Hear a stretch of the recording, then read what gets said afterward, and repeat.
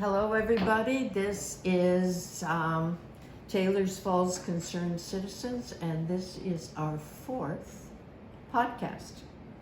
And today we're going to talk about something that happened this week, and that is one of the major community events in Taylor's Falls each year. So I will let Carol tell you about National Night Out. National Night Out. It was a very well attended meeting or event. We estimate from the number of plates that we used that there were probably 160 to 175 people there. So that was a huge, a great crowd. And as I looked out, I was in the serving line, so I wasn't involved in a lot of the displays or going around to them. But as I looked out and watched people, I just saw so much interaction, so much laughing, so much talking, eating. Yeah, that was really good food. It was good. But it was just a very fun, very positive event, and we just are so appreciative for everybody in our community that sat at tables and like the police and the sheriff's office came, the fire department came and brought their things, and that's just such a special thing for the kids and for the families. So that's just such a fun thing that they do. And then there were other tables, like Taylor's Falls Lighting Festival had a table, and they were able to recruit some help. Taylor's Falls Concerned Citizens had a table there, and was able to talk with people. And Kevin had put out Taylor's Falls Cherry Hills Park, and there were people that signed to help with that. So it was very positive that people were looking for places that they could get involved, and they signed up. How many volunteers do you think it takes to put that on? Oh, National Night Out? Mm-hmm. Many more than there were. The Lions also, I mean, they cooked all of the hamburgers and brats, well over 200, probably 250. So I mean, they did a lot. But we've talked about we need a few more helpers with that. But I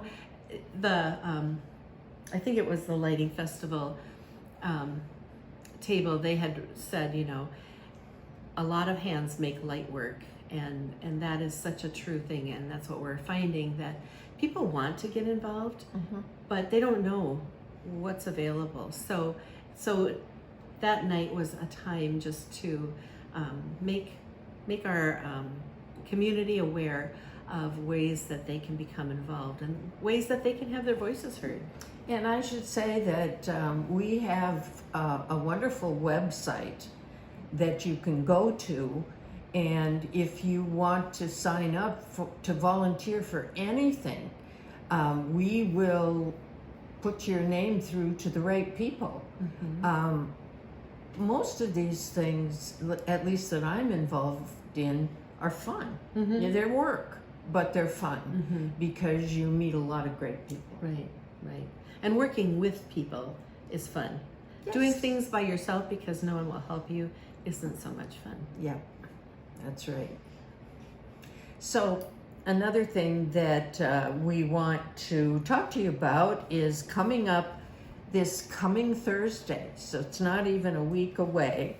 Will be our Meet the Candidates night. Now, we are lucky enough to have a wonderful slate of people that really have volunteered to be on the city council. Now, I'm going to give you these, I believe, in the order that they filed. First of all, Brandon Weiberg for mayor, and he will be running unopposed. And I'm sure Brandon likes that idea, but we were hoping there would be other people too. But Lee Samuelson for city council, Brian Cry, I believe that's how you pronounce his name, for city council.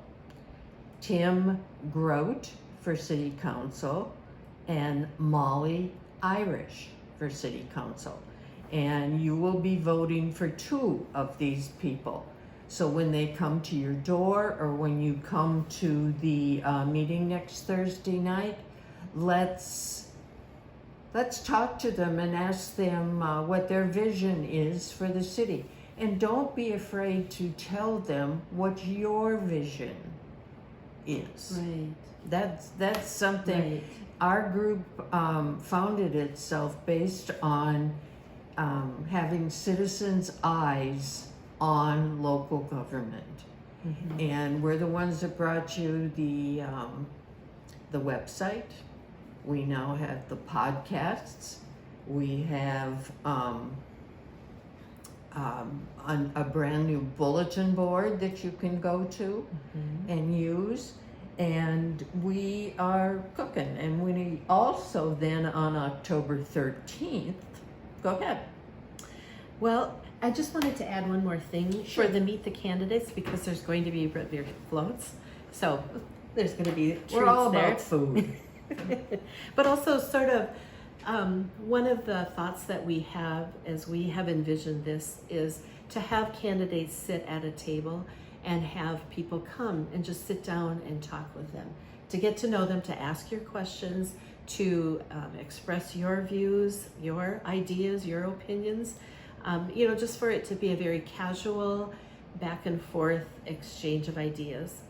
And then on Thursday, October the 13th at 7 p.m., we'll have a roundtable discussion, and that will be a more formal time where we will have a moderator, and we will have questions that have been submitted by the community, and have the candidates give their opinions, give their, whatever their view Ideas, is, their yep. ideas, right? Just so that we can make informed decisions when we go to the polls in November.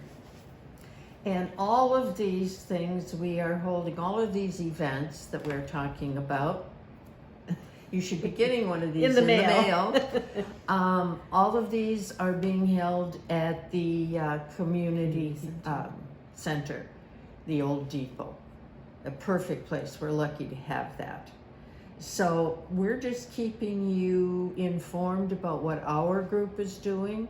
And if any of you need help finding out information, one of the best things I think we've done is on our website we have a resource page, and the resource page has a lot of information from the state statutes, from the League of Minnesota Cities. It's not opinion, it's actually either law or administrative law, or just good common sense from people who know, I guess. But we hope to have a huge vote in November. We want big numbers so we know that everyone has participated. Many of us here will be working the polls, so when you walk in, just say hi to us. One time at the last poll, somebody came up and said, "I know who you are," and I thought, okay. And she said, "I see you on television." I thought, who on earth does she think I am? And it was from our podcast. So some people are watching, and we appreciate it. We do. We do. We're having a lot of fun. So that's it for our 4th podcast.